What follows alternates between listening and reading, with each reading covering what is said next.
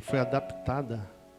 Eu adaptei, mas é uma ministração de Bruce Wilkinson, um grande pastor, escritor do Evangelho de Deus, que ele fala sobre gerações. E nós estamos no mês de colheita. E nada melhor do que falar sobre a geração. Ou seja, você colheu, você semeou, colheu, e essa colheita irá atingir suas gerações. Quem diz amém? Então, querido, se você está aqui, e você que está aí na internet, preste bastante atenção. Nós lemos o texto de Josué capítulo 2, de Juízes capítulo 2, falando sobre Josué. E a palavra de Deus diz que Josué era um homem de Deus, sim ou não? Para lembrar para vocês que Josué foi aquele que entrou na terra prometida. Não foi Moisés, foi Josué. A Bíblia já dizia lá em Êxodo capítulo 17 que Josué, ele ficava no meio do monte enquanto Deus falava com Moisés. E logo assim que Deus terminava de falar com Moisés, que Josué via toda aquela glória, Deus repousava o coração e orientava Josué. Está escrito isso. A Bíblia fala que Josué tem um chamado de Deus próprio, único, que o próprio Deus falara com Josué. E disse o quê? Tenha força, tem bom ânimo, eu sou contigo. E diz, agora é contigo, Josué. E Josué era um homem valente, valoroso de Deus. Um homem que entrou, irmãos, e como o povo diz, tocou terror na terra, venceu todo mundo. Homem que não... Entenda uma coisa, o povo de Israel não era um povo de guerra. O pessoal não tinha medo do exército de Israel, o pessoal tinha medo do Deus de Israel. E o Deus que estava sobre a vida de Josué. E Josué fez prova e Deus aprovou. Josué caminhou com Deus e viu os milagres de Deus. Foi Josué que derrubou as muralhas de Jericó pela forte mão do Senhor. Josué era um homem de Deus, isso é incontestável. Quem acredita que Josué é um homem de Deus, levante a mão. Mas a palavra de Deus diz que uma geração pós-Josué, ou seja, os filhos de Josué, ou filhos daqueles que estavam no tempo de Josué, serviram ao Senhor. Mas o texto que eu e você nós lemos falam de 3 gerações. A primeira geração é a geração de Josué. A segunda geração é a geração dos filhos de Josué. E a terceira geração é a geração dos netos de Josué. Mas a Bíblia diz que tem um detalhe que nós lemos. Que esta geração, o que aconteceu? Não conhecia e nem servia ao Senhor. Eu coloquei 3 cadeiras aqui porque eu quero representar as gerações. Tá? Da esquerda para a direita. E eu quero chamar essa primeira geração de geração do compromisso. É uma geração que eu quero colocar o nome dessa cadeira sobre geração de compromisso. Essa daqui, sem muito contexto bíblico, vamos dizer assim, eu quero chamar a geração do meio, ou a geração que a gente chama de café com leite. Quem já brincou de polícia e ladrão? Quem já brincou disso aqui? E aí, quando você é o menorzinho da turma, o pessoal diz assim, irmãos, eu sou 5 anos mais novo do que meu irmão, minha irmã do meio. Eu sou caçula. E eu brincava com os meninos de 5 anos mais velhos. E o pessoal diz assim, não, deixa Rafael, café com leite, escolhe, vai para você. E ninguém queria escolher. Engraçado que quando eu corria para salvar todo mundo na parede, não era assim?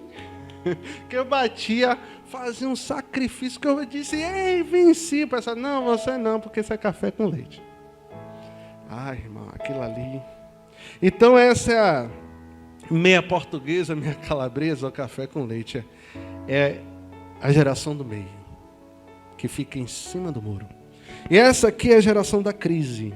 Essa é a geração que não conhece a Deus, não tem temor a Deus, não vive experiências profundas com Deus. E eu quero lhe trazer alguns personagens e a gente vai desenvolver aqui a ministração. Tá, a Bíblia fala de alguns personagens, eu quero citar aqui, eu quero que a igreja participe. Abraão sentou em que cadeira? A primeira. Tem certeza disso? Mas Abraão também foi mentiroso, não foi? Mentiu lá no Egito. Mas o que define Abraão como cadeira do compromisso? Abraão errou, mentiu lá com Sara no Egito. Mas o que define, o que vocês acham que define uma pessoa sentar na cadeira do compromisso? Fidelidade, relacionamento com Deus. Gênesis capítulo 22 diz que Deus pediu a Abraão Isaque. Ei, sabe o que é isso? A Bíblia diz que Abraão creu contra a esperança. Ele diz assim, puxa o cutelo para imolar Isaque e diz assim, não sei o que Deus vai fazer, mas a promessa que Deus fez, ele jamais voltará atrás, porque aquilo que Deus prometeu, ele irá cumprir. A gente precisa ter uma fé como a de Abraão. A palavra de Deus diz em Gênesis capítulo 18 que Abraão tomava café com Deus. Chega Jesus e vem, com 2 anjos e aparece o anjo do Senhor, a teofania, já expliquei isso aqui, vem para Abraão e diz, Abraão, vim passar aqui com você. Ele, peraí, vou fazer um cafezinho para nós aqui.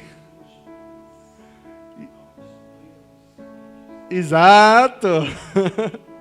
Então era um homem que tinha intimidade com Deus. Andava com Deus, irmãos. Vocês sabem o que é isso? Isso é muito bom. E a palavra diz que Abraão também, ele já tinha consciência de dízimo antes mesmo do Senhor pedir. Lá em Gênesis capítulo 14 diz que Melquisedeque, ele fez o quê? Ele deu dízimo a Melquisedeque, que representava justamente uma tipificação de Cristo na vida de Abraão. Então era um homem que conhecia Deus. Eu acho lindo uma conversa com Abraão, que Abraão tem uma crise de, vamos dizer assim, de existência. Ele diz assim, Senhor, eu estou muito rico. Ele vira para Deus e diz assim, Senhor, eu estou muito rico. Para quem eu vou deixar essas coisas? Eu tenho toda a riqueza que o Senhor me abençoou, o Senhor multiplicou tudo que eu fiz, até meu sobrinho é abençoado por causa de mim.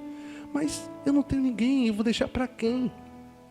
E Deus lança uma promessa e diz a Abraão, na velhice de Abraão, disse, Abraão, eu vou lhe gerar um filho.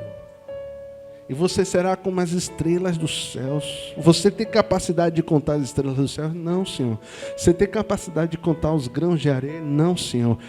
Assim será a sua descendência. Era um homem que sabia viver com Deus. Colheu o que plantou. Sim, mas aí a Bíblia diz que ele teve um filho. Seu nome era Isaque. Isaque sentou aonde, irmãos?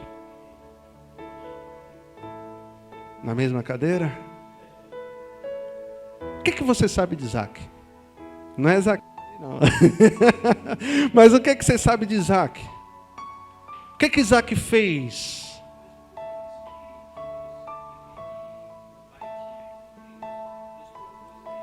Pronto. Mas é uma geração que papai era um homem de Deus. Vou lhe dizer uma coisa. Você vai lembrar sempre de Abraão e sempre de Jacó. Mas Isaque, muito pouco. Isaque, se não me engano, em Gênesis capítulo 26, tem um processo dos poços, que ele cava, abre, e o pessoal vai lá e tampa, e Deus honra ele, e o negócio da esposa. Fora isso, mais nada, irmãos. Ele vivia puxado pela promessa que existia em Abraão, no pai dele. E essa geração de sentar no meio é uma geração que conhece a Deus por muitas vezes porque papai conhece a Deus. É uma prova disso. Que o filho de Isaque sentou aonde? Em que cadeira? Jacó. Jacó sentou aonde? Aqui.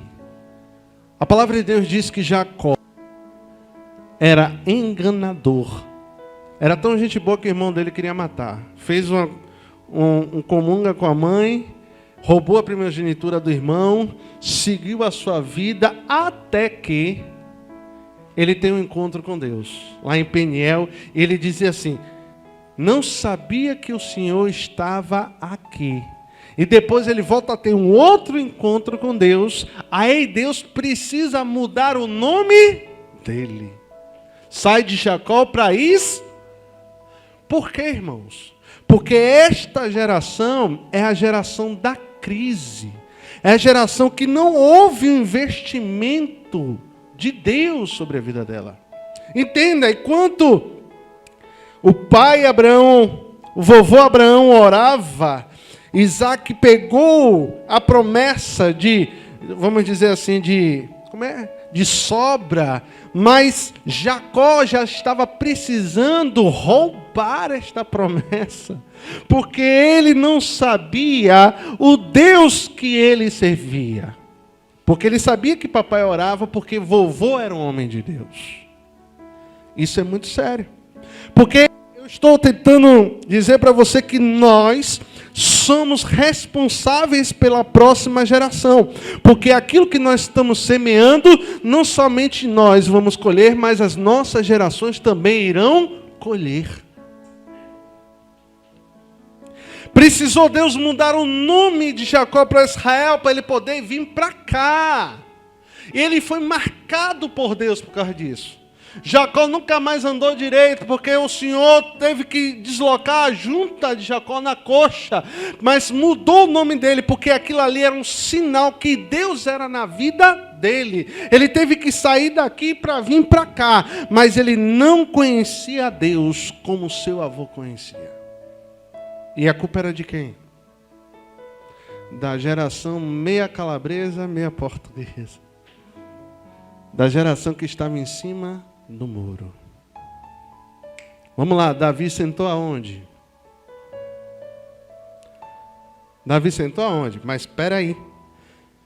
Antes de vocês responderem, Davi era o quê? Rei, homem de Deus. Mas Davi também foi o quê? Um assassino. Foi um estuprador. Foi um péssimo pai. E aqui vai uma coisa para vocês. Os homens de Deus não precisam ser perfeitos, mas eles precisam ser coerentes. Quando Natan meteu o dedo na cara de Davi e disse assim: este homem que pegou a única ovelha é você, ó rei. Ele diz o quê? Eu pequei. E eu agora me arrependo do meu pecado. É por isso que o Davi senta aqui.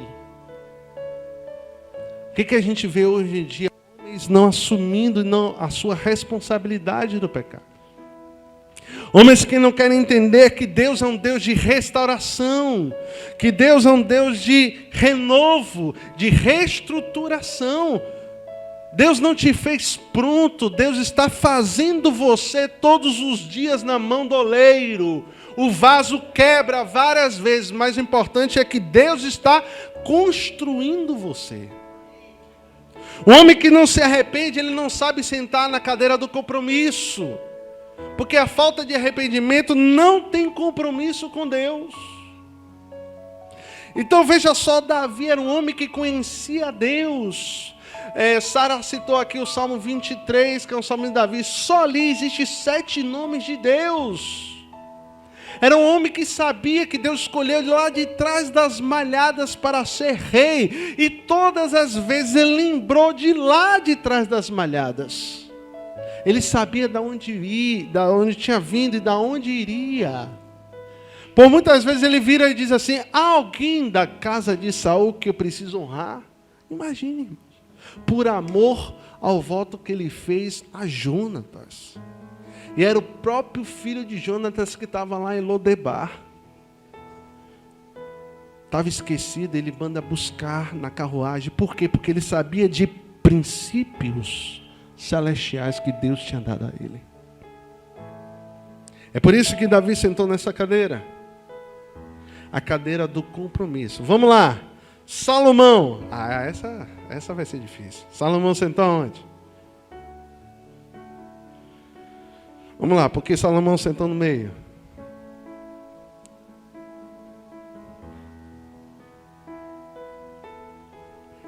Ok, Salomão começou bem. Mas calma aí, olha que começo maravilhoso. 1 Reis, capítulo 3, se não me falha a memória. Entenda uma coisa, Davi estava guerreando com seu outro filho, Absalão. Ok? O reino de Davi estava falido. Falido, zero.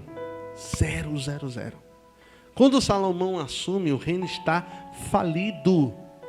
Financeiramente falido, crise, fome na terra. Os sacerdotes viram para Salomão, que era um jovem de seus 15, 16 anos, e disse assim: e aí, rei, vai ser o quê? Ele diz assim: o que é que a gente tem? Tem 1000 bois, está lá no texto, tem 1000 bois. A gente passa aqui um período, o pessoal aqui da coligação, passa um período aqui, mas o povo vai morrer de fome. Daqui a um tempo a gente precisa ver o que é que vai fazer. O que é que vai fazer? Só tem esses 1000 bois. Ele diz: traz os 1000 bois aí. Vamos subir todo mundo para o monte, para os 1000 bois. Aí o pessoal deve ter pensado: vai esconder os 1000 bois. Quando chega lá no cume do monte, pastor Jorge, ele diz assim: sacrifica tudo ao Senhor. A palavra de Deus diz que o monte ficou tão vermelho, parecendo carmesim, que desceu um véu vermelho durante o monte do sangue. Ele diz: é tudo do Senhor, é tudo de Deus. A Bíblia diz que de noite Deus vem até ele e visita ele e diz: Solon, gostei desse negócio que você fez para mim. Pede-me o que você quiser, eu te darei agora. E Salomão vira para Deus e diz: eu quero sabedoria. E Deus ainda replica para ele e ainda diz assim: você quer sabedoria? Ele disse: eu quero. Eu disse: porque você não pediu, olha o que Deus fala para ele, porque você não pediu riqueza, você não pediu exército, você não pediu mulheres, você não pediu nada, não sei o que, só sabedoria. Eu, além de lhe dar a sabedoria, vou lhe dar toda a riqueza sobre a terra. Olha que coisa linda. E aí Salomão começou aqui, mas a Bíblia fala que Deus orienta todo rei não juntar 3 coisas. Primeiro, ele fala para não juntar ouro. Segundo, ele fala para não juntar cavalos, que representavam exército. E terceiro, ele diz para não juntar mulher, porque uma já dá trabalho. E aí, meu irmão, o homem era 700 no oficial, 300 no não oficial. E essa contagem está parecendo contagem de índio. Sabe como é contagem de índio? Tem aquela história que diz assim, que o pessoal estava no Forte Epate, e aí estava sendo atacado com os índios, e aí um soldado vem para o general e diz: general, os índios estão vindo. E ele: quantos são? São 1002. 1002? 1002 índios. Ele: poxa, você contou 1002? 2 na frente correndo e uns 1000 atrás, vindo para atacar a gente. Então, essa contagem aí de 1000 mulheres é mais ou menos isso aí, irmão. A gente tem que filtrar um pouquinho. Mas, o que acontecia? Solon ia lá, dormia com a 300. Aí quando chegava de manhã cedo, ela fazia assim: Salomãozinho, lá na terra de meu pai, tem um templo de um Deus de meu pai lá.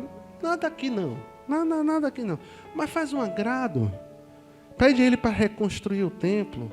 Ele está precisando. Porque Salomão, ele não entrava, muitas vezes, destruía e tomava aquela terra, não. O que ele fazia? Ele fazia um tratado de casamento. Ele ia até o rei daquela terra e dizia assim: me dá sua filha, que eu vou casar com ela, e aí a gente fica no comércio. Era assim, por isso que ele terminou com tanta mulher. Aí o que acontecia? Ia lá, ele mandava o dinheiro para reformular o templo. Quando ela chegava lá, na casa das princesas, das rainhas, né? Ela dizia o quê? Solon gosta mais de mim do que de vocês, porque lá na terra de meu pai, ele reconstruiu o templo. Aí, meus irmãos, aí vem a segunda, e diz: lá na terra de meu pai. Vem a terceira: lá na terra de meu pai. Ele começa a fazer esses favores, até que uma tem uma ideia interessante: faz lá na terra de meu pai não, traz para cá o Deus de meu pai. E a Bíblia diz que no final do seu reinado, nunca se viu tanta idolatria em Israel como no reinado de Salomão. Então Salomão começou até bem, mas sentou aqui. Por quê? Porque a palavra de Deus é clara. É bom, ou melhor, o começo ou o fim de todas as coisas. Tem muita gente que começa bem, mas termina. Tá, e Rubão, neto de Davi, sentou aonde? Esse aí é fácil. Cadeira da crise, irmãos. O homem era doido de pedra. Quando o homem assumiu o reinado, a primeira coisa que ele fez foi dividir Israel em 2. Logo de cara, 10 tribos foram embora, pastor. Aí tem a Galileia e a Judéia. Quando eles são levados cativos para a Babilônia, quando ele volta, Samaria é o grande problema de Israel. Agora, porque Samaria eram judeus que ficaram aqui e começaram a se envolver com outros povos, era um povo idólatra. E quando volta, todo mundo, 70 anos depois do cativeiro babilônico, a terra tem que estar dividida com o meio Samaria. Era isso que era a guerra lá do tempo de Jesus. Jesus, quando passava alguém da Galileia para a Judéia, tinha que passar por Samaria. E a Bíblia dizia que os judeus não gostavam dos samaritanos. Flávio José, em um dos seus contos, diz que um samaritano revoltado com essa briga pega os ossos de pessoas mortas e joga dentro do templo lá de Jerusalém. E eles tiveram que derrubar aquela área toda do templo, por causa de uma posição de um homem que estava na crise. Queridos, para a gente já correr para o final, a palavra de Deus diz no Novo Testamento que essa geração tem um nome. É a geração quente. A palavra de Deus diz no Novo Testamento que essa geração tem um nome. É a geração fria. E a palavra de Deus diz que essa geração tem um nome. É a geração morna. E o que a Bíblia diz sobre os mornos? Que Deus... Porque ou você é, ou você não é perante a Deus. Por quê, irmãos? Por quê? Porque Deus trabalha com a geração de promessas. Ei, essa geração aqui é a geração que não conhece a Deus, nunca se viu tanto xingar a Deus. Ei, eu me converti há 22 anos. Há 20 anos atrás, se você chegasse e perguntasse para alguém, você crê em Deus? E a pessoa dissesse, não creio em Deus, não. Era um absurdo. Hoje já dizem o quê? Que Deus é um amigo imaginário. Que Deus é uma força transcendental. É a geração da crise. Geração que está se formando agora é uma geração que não conhece a Deus.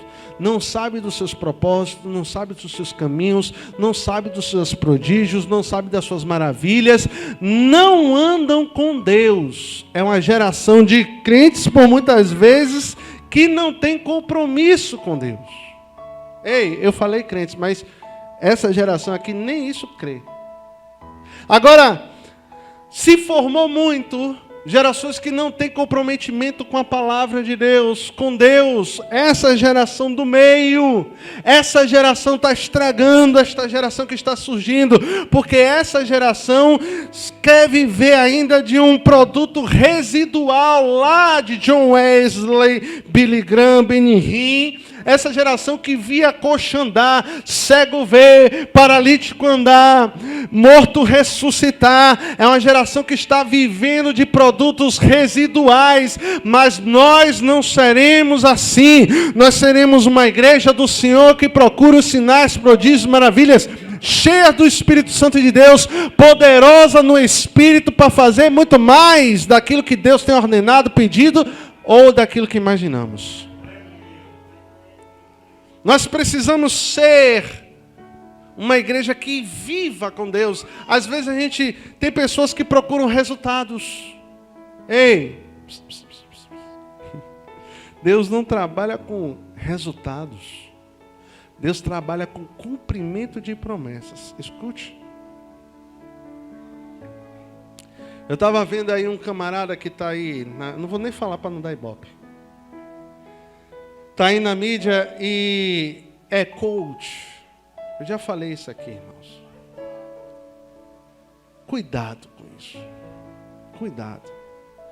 Porque Deus não trabalha com resultados, em si com cumprimento de promessa. Se Deus prometeu, Ele vai cumprir.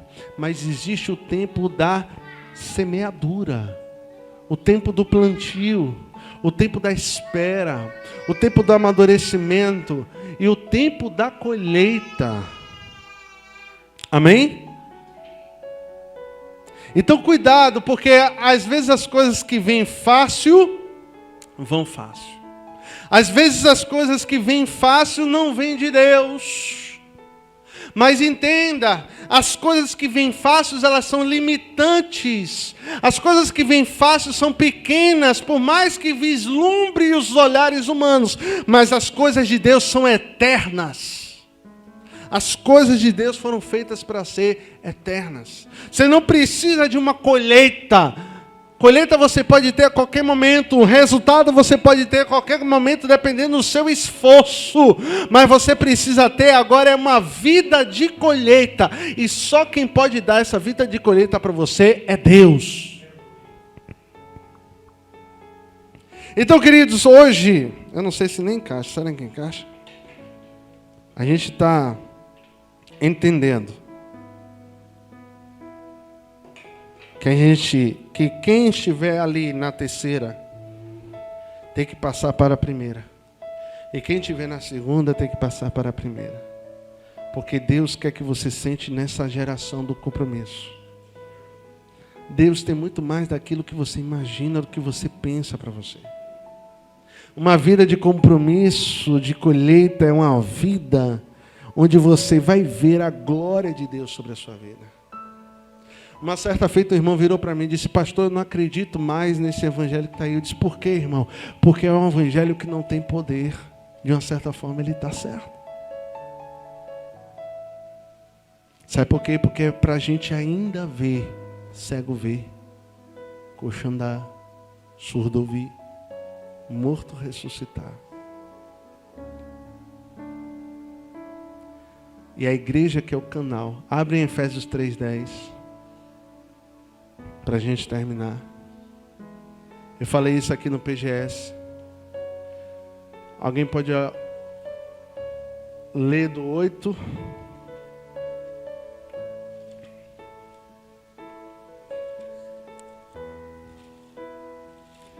É, 3:10.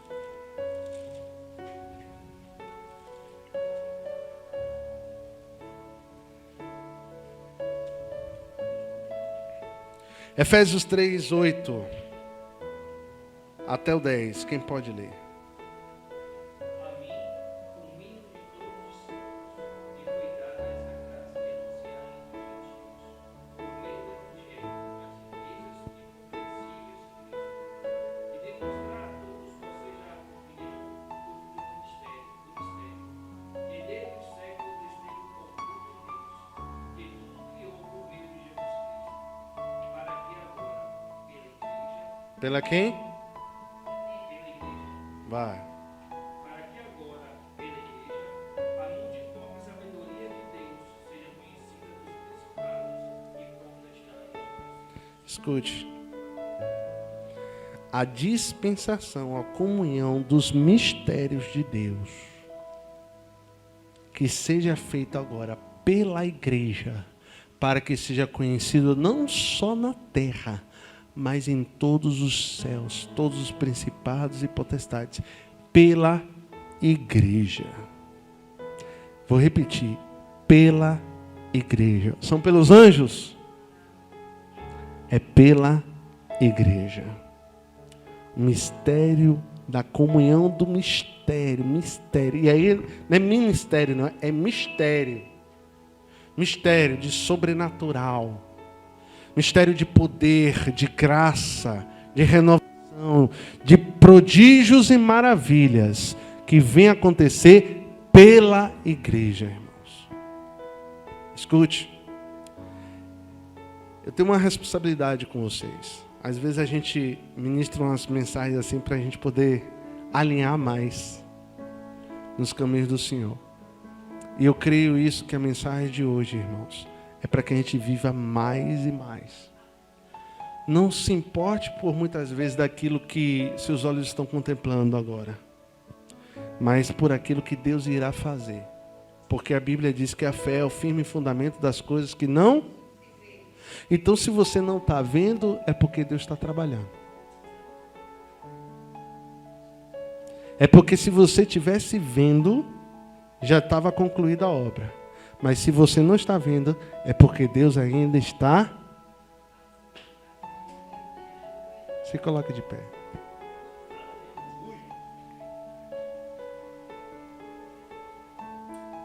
Glória a Deus.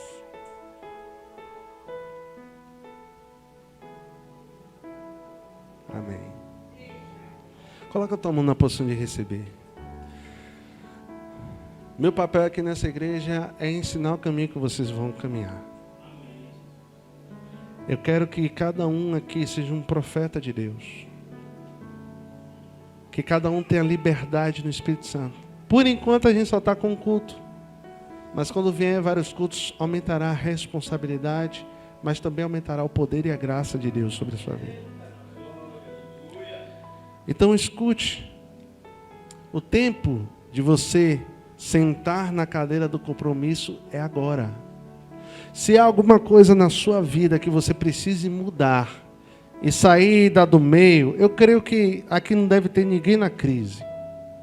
Mas pelo menos sentado no meio, talvez. Se você tem a oportunidade de sair da cadeira do meio agora e sentar na cadeira do compromisso, hoje é o dia. Hoje é o dia, sabe por quê? Porque Deus tem o melhor para você.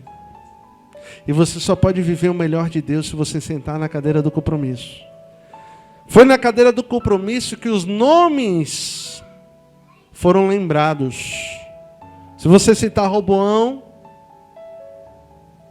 se você citar por muitas vezes até Salomão, você vai lembrar só da sabedoria. Mas quando você cita Davi, irmão, é gigante, são as guerras vencidas, é a intimidade com Deus. Até quando Davi passou fome, Deus deu provisão. Eu gosto de um texto que diz que quando Davi correu para a selva, e o pessoal, os próprios militares dele disse assim: e aí Davi, duvidando de Davi, e agora? O pessoal tomou lá a cidade. Você vai fazer o quê? Ele diz assim: vou consultar aquele que sabe de todas as coisas. E a gente só sai quando ele mandar a gente sair. Aí Deus manda ele entrar mais um pouquinho para a floresta, ele entra e o exército vindo, inimigo. Ele perguntou umas 2 ou 3 vezes, se não me falha a memória. E Deus diz: entra, entra. Aí quando foi a última vez, ele disse: espera aí, Davi, agora você vai. Quando você ouvir o som das árvores batendo e soar como exército, você vai. Mas eu irei adiante de ti. Vai ter batalhas que você nem precisa lutar. Abraão lutou contra 5 reis. Ele sozinho lutou contra 5 reis. E Deus deu vitória. Hoje é o dia de você sentar na cadeira do compromisso. Mas pastor, ainda estou meio assim. Não importa.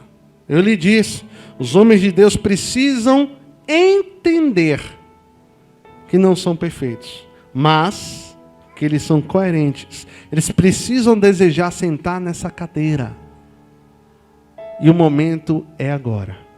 Se há alguém aqui em nosso meio que precise sentar nessa primeira cadeira, ou seja, já crê em Deus, já está servindo a Deus, mas alguma coisa ainda está deixando o coração longe, irmãos, esse é o momento.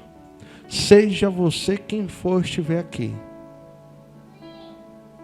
Por muitas vezes na minha vida eu sentei na cadeira do meio. E uma vez na minha vida, quando eu não acreditava em Deus, eu não sabia que era um Deus, sentei na cadeira da crise. E eu precisei pular dessas cadeiras até chegar à cadeira do compromisso. E a gente precisa estar sentado aqui. Porque a gente só vai ver a glória de Deus por completo se a gente sentar aqui. A gente não pode viver dependendo de uma unção residual. Mas a gente precisa sentar na cadeira do compromisso. Há alguém aqui no nosso meio? Levante a sua mão daí, não vou pedir para vir aqui. Glória a Deus. Glória a Deus. Maravilha.